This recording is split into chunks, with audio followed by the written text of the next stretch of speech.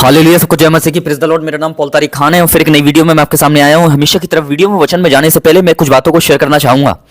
इस बात को ध्यान रखें मेरे प्रिय भाई बहनों कि आराधना करना, मेरे प्रिय भाई बहनों, एक आराधना करना वही नहीं है मेरे प्रिय बहनों जहां हम बाजे और सितारों पर आराधना करते हैं, इंस्ट्रूमेंट पर आराधना करते हैं। एक आराधना वो है जो हम उपकारों को याद कर कर करते हैं, परमेश्वर की आराधना। इस बात को ध्यान रखें। थंबनेल टाइटल देख के समझ गए होंगे किस टॉपिक, किस विषय के बारे में बात कर रहा हूँ। आज का वो टॉपिक विषय है आत्मिक खाने के ऊपर। जैसे आपके पीछे की स्क्रीन पर आ रहा होगा, ये लोग क्या कर रहे हैं, ये खाना खा रहे हैं, पर ये शारीरिक खाना है मेरे प्रिय बहनों।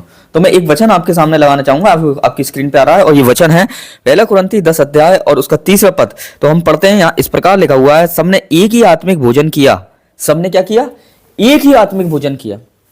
ये वो सब ने एक ही आत्मिक भोजन किया। ये भोजन अलग नहीं था, ये खाना अलग नहीं था औरों से।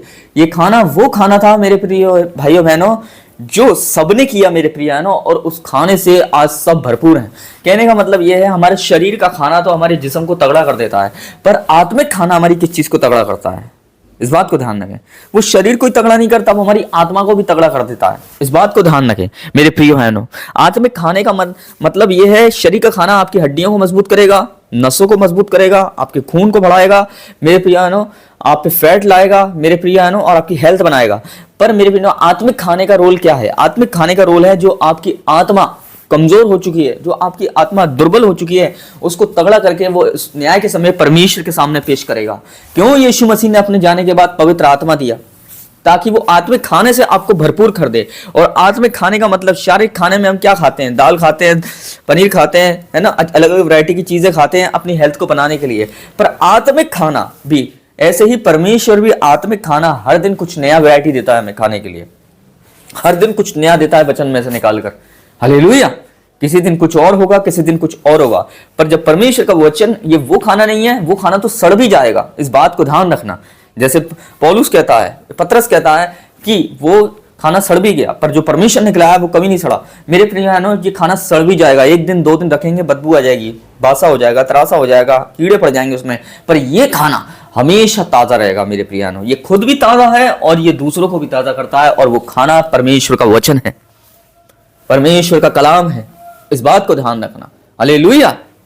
इसलिए एक खाने को खाकर हेल्थ कमजोर नहीं होती बनने के बाद, बल्कि हेल्थ बनने के बाद और बनती चली जाती है। ये खाना खाओगे, शारीरिक खाना, हेल्थ तो बन जाएगी, पर खाना छोड़ दोगे वैसी हेल्थ डाउन हो जाएगी। आप क्या होगे? एक टाइम का खाना नहीं खाओगे, क्या होगा? मेरे बीमार पड़ जाओगे, मृत्यु के कागर पर पहुंच जाओगे। पर जैसे ही ये खाना अगर नहीं खाते हैं आप मेरे प्रिय भाई बहनों, इंसान वो खाना नहीं खा के यहाँ मरता है, पर ये खाना नहीं खा के वो वहां भी मरेगा। इसलिए ये खाना जरूरी है कि वो यहाँ भी जिंदा रहे और वहां भी जिंदा रहे मेरे प्रिय बहनों, जो स्वर्ग है। इस बात को ध्यान रखें, वो नरक की जहन्नुम की आग में ना जाए। इस बात को ध्यान रखें। तो लिखा है सबने एक ही आत्मिक खाना खाया, और जब सबने खाया तो सभी आत्मिक हुए। इस बात को ध्यान रखें। इसीलिए ये खाना कच्चा नहीं है, ये खाना कच्चा नहीं है, ये खाना पका हुआ है, क्योंकि परमेश्वर खुद अपने आप में परिपक्व है। इस बात को ध्यान रखें। इसलिए वो कच्चा नहीं देगा आपको। वो जब भी इस खाने में से आपको खाना निकाल कर देगा तो वो एकदम टेस्टी होगा, एकदम प्योरीफाई होगा, एकदम सोने की तरह होगा, एकदम पका हुआ होगा मेरे प्रिय बहनों, जिससे आपको स्वाद ही नहीं लगे। आपकी आत्मा भी क्या हो जाए, इसमें आपकी रूह भी क्या हो जाए, तगड़ी हो जाए। इसलिए ये खाना भले ही आप 1 दिन या 2 दिन 3 दिन रख लो, हालेलुया, ये हमेशा तरोताज़ा रहता है। पर एक बार को वो खाना अगर 2 या तीसरे दिन रखेंगे, 3 दिन बाद 2 दिन बाद उसमें बदबू आ जाएगी। पर ये खाना हमेशा सदा जीवित रहता है, और जो उस पर चलते हैं, उस वचन पर, वो भी सदा जीवित रहते हैं। जो उस खाने को खाते हैं वो भी सदा जीवित रहते हैं हमेशा। सबको जय मसीह की, प्रेज़ द लॉर्ड। खुदा आपको बरकत दे। फिर एक नेक्स्ट वीडियो में बहुत जल्दी मिलेंगे। खुदा आपको ब्लेस करे, यीशुआ के नाम में, आमीन।